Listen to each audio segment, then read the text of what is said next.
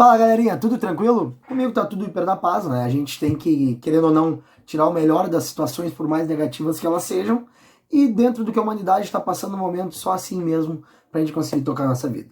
Mas enfim, sejam muito bem-vindos ao canal História Sem Atraso.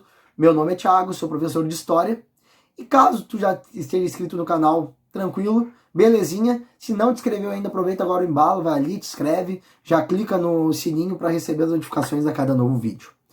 Então hoje é o pontapé inicial do canal. É o primeiro vídeo onde a gente irá falar sobre Revolução Russa. Isso mesmo, a primeira revolução socialista da história da humanidade. E para falar dessa revolução, primeiramente, por que revolução, né? Revolução é tudo aquilo que cria uma nova ordem mundial. E é o que essa revolução vai trazer para a humanidade. Vai trazer uma nova forma de pensar a sociedade, uma forma mais igualitária, ok? Então, para começar a falar sobre a Revolução Russa, primeiro a gente vai falar um pouquinho sobre Karl Marx e Friedrich Engels, os escritores do livro O Manifesto do Partido Comunista, em 1848. Tá? Em 1848, com esse livro, eles vão lançar alguns conceitos. Entre esses conceitos, a ideia de que a sociedade, ao longo da sua história, sempre enfrentou as lutas de classe, os conflitos entre diversas classes. Exemplo, o plebeu e o patrício, o homem livre e o escravo, o senhor feudal e o servo, e assim por diante, tá? Com isso, eles vão lançar também a ideia de que a atual sociedade da época estava dividido em duas classes, a burguesia e o proletariado. Quem seria a burguesia e quem seria o proletariado?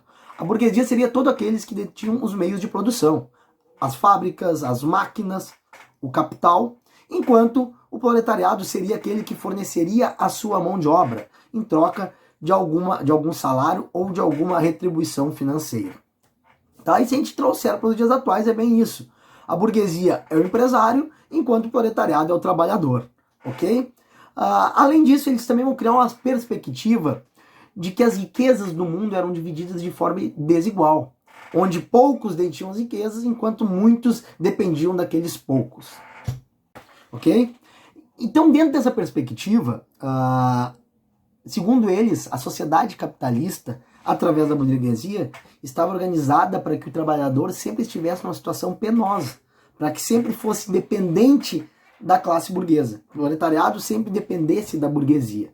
Isso dentro da teoria da mais-valia. O trabalhador nunca receberia o equivalente àquilo que ele produziu, para que sempre ficasse dependente daquele que lhe fornecia o meio de produção. Então, como resolver isso?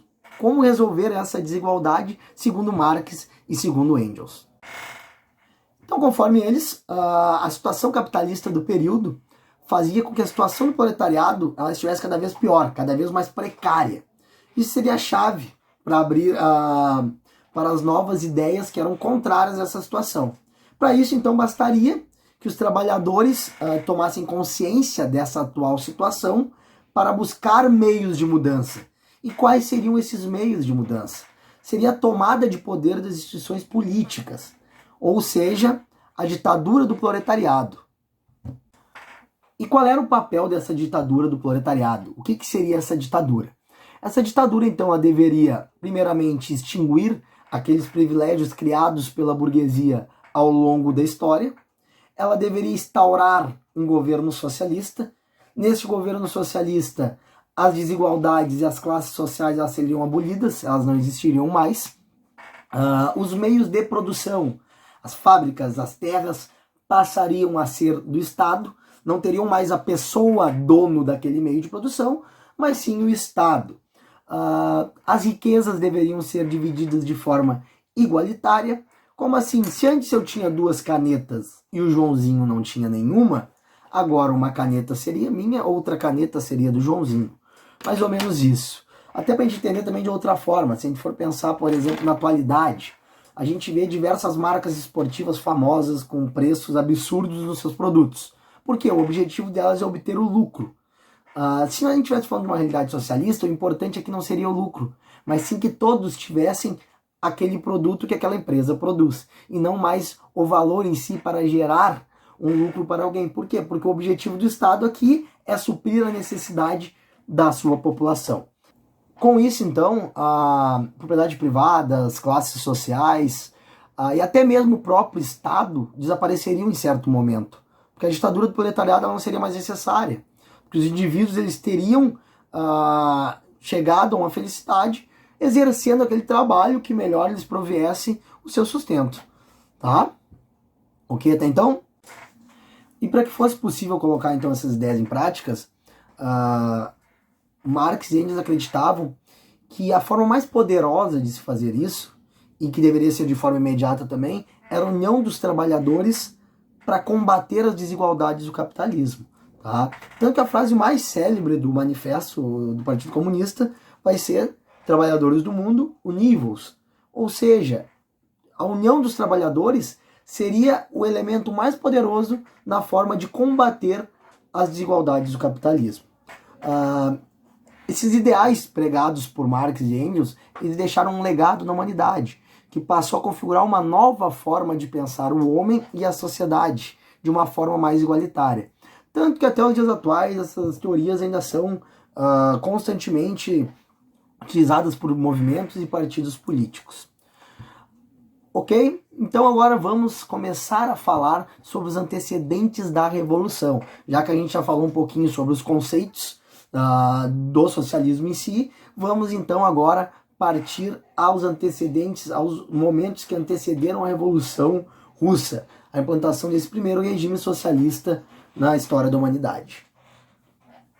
Ainda segundo Marx e segundo Engels, o primeiro país a implantar um regime socialista, a passar por essa revolução socialista, a transição entre capitalismo e socialismo, seria a Inglaterra. Por que a Inglaterra? Porque, segundo eles, era o proletariado mais bem instruído, mais politizado da Europa.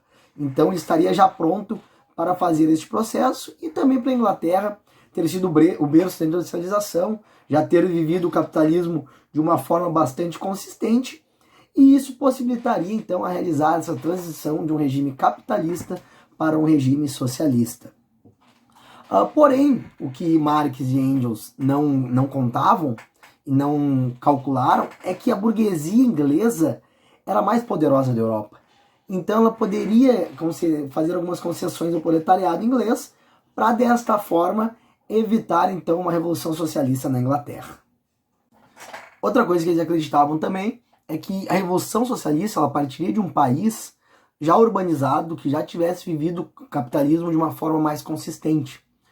Porém, a Rússia ela não era nem urbanizada e muito menos uma potência capitalista.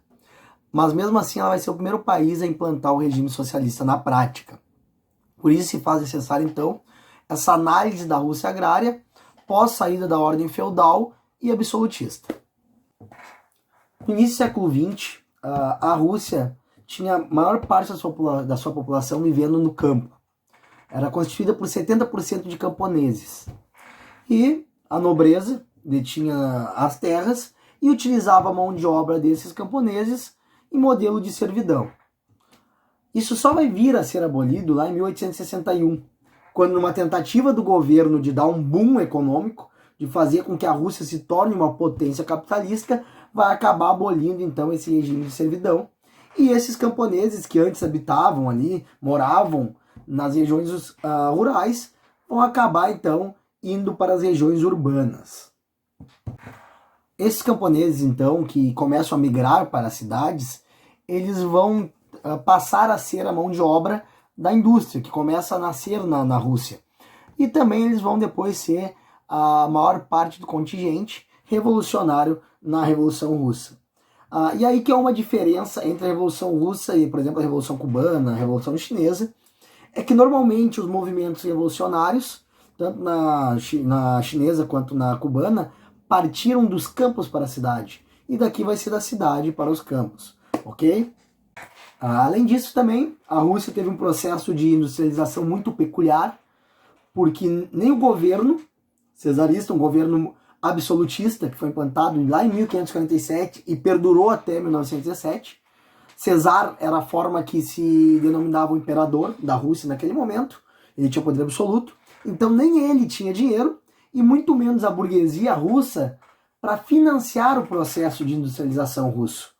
Então esse capital, esse money, esse dinheiro, ele vem de fora, é capital estrangeiro, principalmente de capital inglês e capital francês. Ou seja, isso não foi suficiente para consolidar o capitalismo e muito menos a burguesia russa. Bem pelo contrário, tornou a Rússia ainda mais dependente desses dois países. E o que fez com que também não se tivesse a autonomia que, por exemplo, a burguesia inglesa tinha de fazer concessões ao proletariado inglês para evitar a revolução socialista. Aqui não. Aqui a burguesia russa não tinha esse poderio econômico. Então isso também acabou facilitando lá na Rússia a revolução, esse processo revolucionário. Aqui vale a gente ressaltar ainda que a Rússia tinha um modelo político que se assemelhava muito ao modelo absolutista.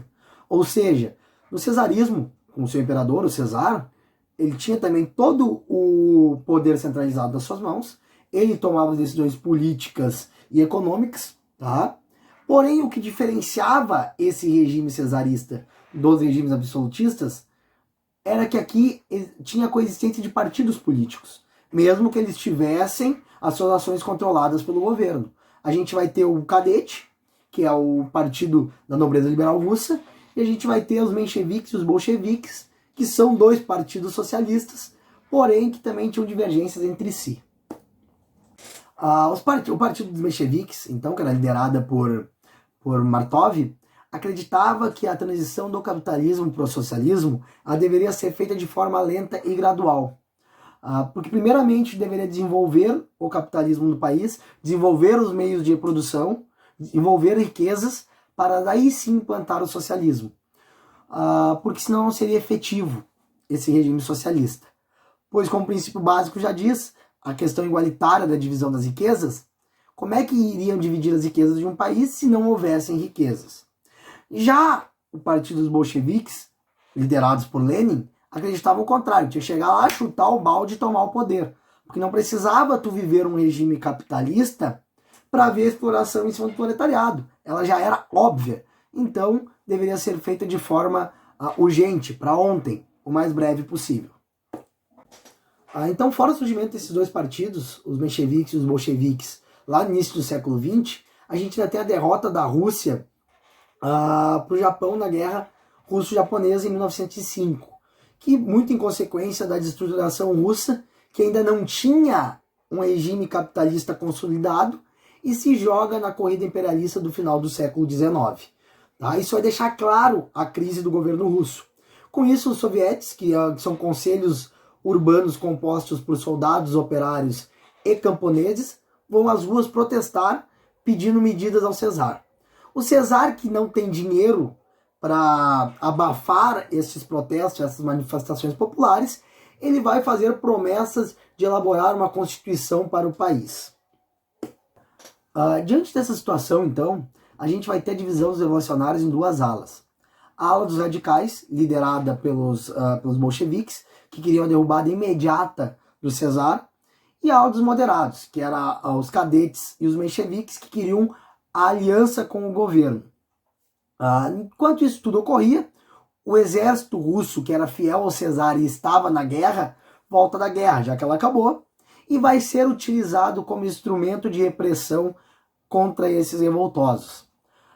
Tanto que no dia 9 de janeiro de 1905, em frente ao Palácio de Inverno, ocorreu uma manifestação totalmente pacífica. Os manifestantes entoavam cantos religiosos, levavam estandartes com fotos de santos, imagens do próprio Cesar, e o exército vai atirar contra esses manifestantes, matando diversos. Tanto que o episódio vai ficar conhecido como Domingo Sangrento.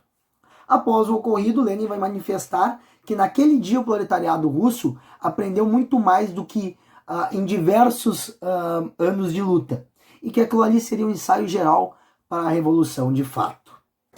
Então, galerinha, por hoje foi só. A gente viu os conceitos básicos para a Revolução Russa de 1917 e também o que antecedeu esse processo revolucionário. Na próxima aula, então, a gente vai ver especificamente o processo de revolução e os reflexos para a humanidade. Eu espero que vocês tenham gostado do vídeo. Vou pedir para vocês deixarem ali a joinha de vocês, tá? E até semana que vem. Abração. Tamo junto.